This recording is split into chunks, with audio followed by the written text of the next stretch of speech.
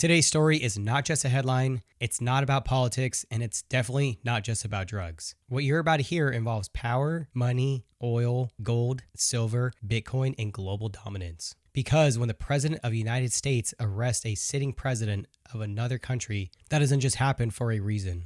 It happens because multiple interests collide at the same time. And if you care about investing, energy markets, geopolitics, and the direction the world is heading, you need to understand what's really going on here. So let's talk about it. Welcome back to the channel where business, money, and investing actually make sense. Before we get started, do me a quick favor, hit the like button, subscribe, and share this channel with a friend. It really helps the channel grow and it lets me keep putting out clear, practical investing content like this out every week. All right, let's get into it. Who is Nicolás Maduro and why does this matter? Nicolás Maduro has been the president of Venezuela since 2013. He took power after the death of Hugo Chavez and inherited a company that was already unstable. But over the next decade, things deteriorated very fast, with things like hyperinflation, mass poverty, food shortages, and millions of people started fleeing the country. Venezuela went from one of the richest countries in South America to one of the poorest. And yet, Venezuela sits on some of the most valuable natural resources on the planet. That contradiction is at the center of this entire story. In March of 2020, the U.S. Department of Justice did something extremely rare. They indicted a sitting foreign president. Nicolás Maduro was charged with narco-terrorism, cocaine trafficking, and conspiracy to flood the United States with drugs. According to the indictment, Maduro and other officials allegedly worked with drug cartels to move massive amounts of cocaine into the United States. At the same time, the U.S. government announced a reward for information that will lead to his arrest. That reward started at $15 million.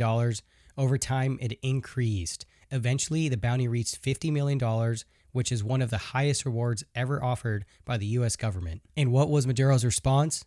He laughed it off publicly. He mocked the United States. He challenged Donald Trump directly. He basically said, "Come and get me." At the time, it sounded like political theater, but that challenge did not age well. In January of 2026, U.S. Special Forces carried out a covert operation inside Venezuela. The operation resulted in the capture of Nicolás Maduro. Not extradited, not negotiated, he was captured. He was removed from their country and flown directly into the United States. Shortly after, he appeared in a federal courtroom in New York, pleading not guilty to all charges. Maduro called the arrest kidnapping, and he claimed the U.S. violated international law. He insisted he was still the legitimate president of Venezuela. And that's when the world realized something. This was not just law enforcement operation.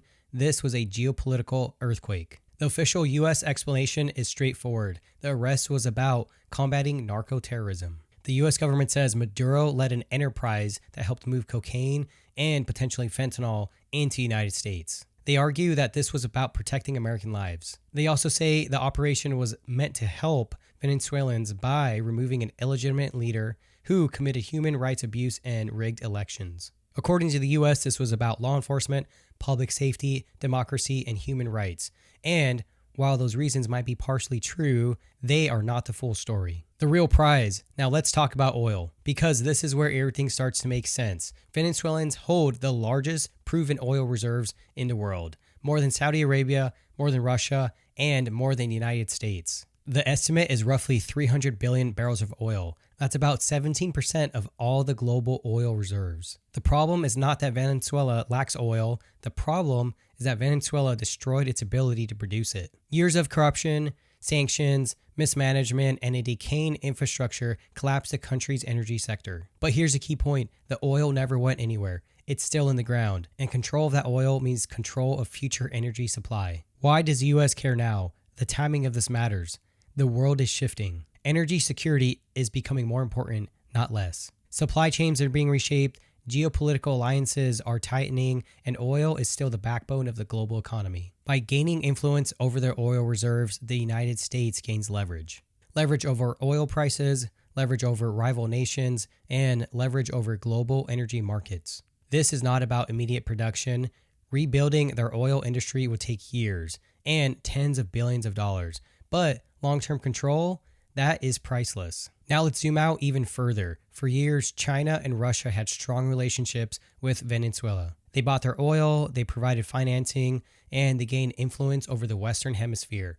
And from the U.S. perspective, that's unacceptable. This is where the Monroe Doctrine comes back into play. This is the idea that the Western Hemisphere is America's sphere of influence. Donald Trump made that position very clear. He said American dominance in the Western Hemisphere would never be questioned again. The arrest of Maduro sends a message not just to Venezuela, but to China, to Russia, and to anyone trying to expand influence across the U.S. borders. Oil is not just Venezuela's only asset. The country also has massive mineral wealth: gold, iron ore, nickel, and silver. Venezuela possesses significant gold reserves, and those resources are largely untapped due to corruption, violence, and lack of an infrastructure. But they matter more today than ever before, because the world is waking up to the reality that metals are not just commodities anymore. They are strategic weapons. And this brings us to China. On January 1st of 2026, China quietly changed the global silver market. China did not issue an outright ban. Instead, they implemented strict mandatory export licensing for silver,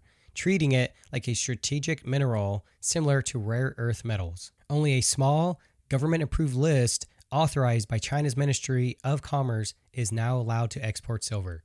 Exports are controlled through mandatory licenses, strict quotas, minimum pricing, and state oversight. In other words, silver is no longer a free-flowing commodity. This effectively limits global silver supplies without officially banning exports, giving Beijing plausible deniability while maintaining control. Why does this matter? Well, silver is critical.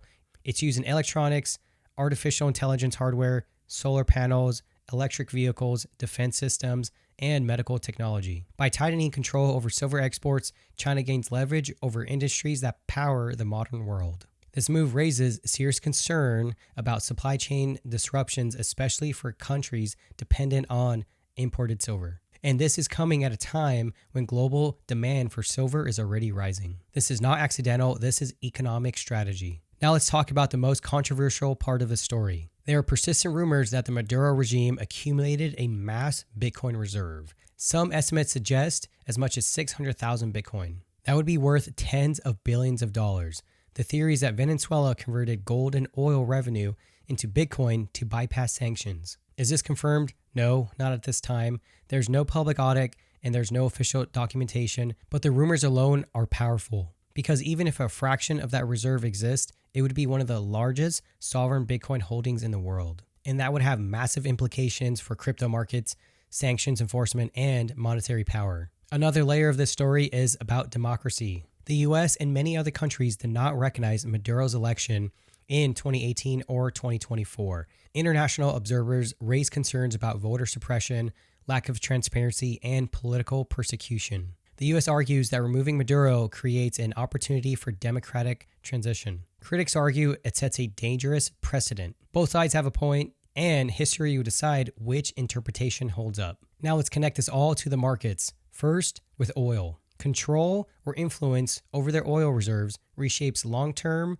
energy supply expectations. Second, with metals. China's silver export controls are likely to keep silver prices elevated due to global supply constraints. Industries tied to AI, solar, defense, and electronics face increased costs and uncertainty. Third is with geopolitics. China controlling silver, the U.S. asserting dominance over oil, and with Russia losing influence in the Western Hemisphere. This is a world where resources equals leverage. Fourth is with crypto. Any confirmation or even escalation of sovereign Bitcoin reserves would send shockwaves through the financial markets. Volatility is not going away, it's accelerating. Here's the big picture. This was not just about drugs, it was about oil, gold, silver, Bitcoin, resources, geopolitics, power, influence, and control. The arrest of Nicolás Maduro marks a turning point, not just for Venezuela, but for how nations compete in a world where money, energy, technology, and raw materials are deeply intertwined. If you found this breakdown helpful, hit the like button and subscribe. Drop a comment below. Tell me what you think matters most here. Was it oil? Was it China's silver move? Is it Bitcoin or global power shifts? I'll see you in the next one.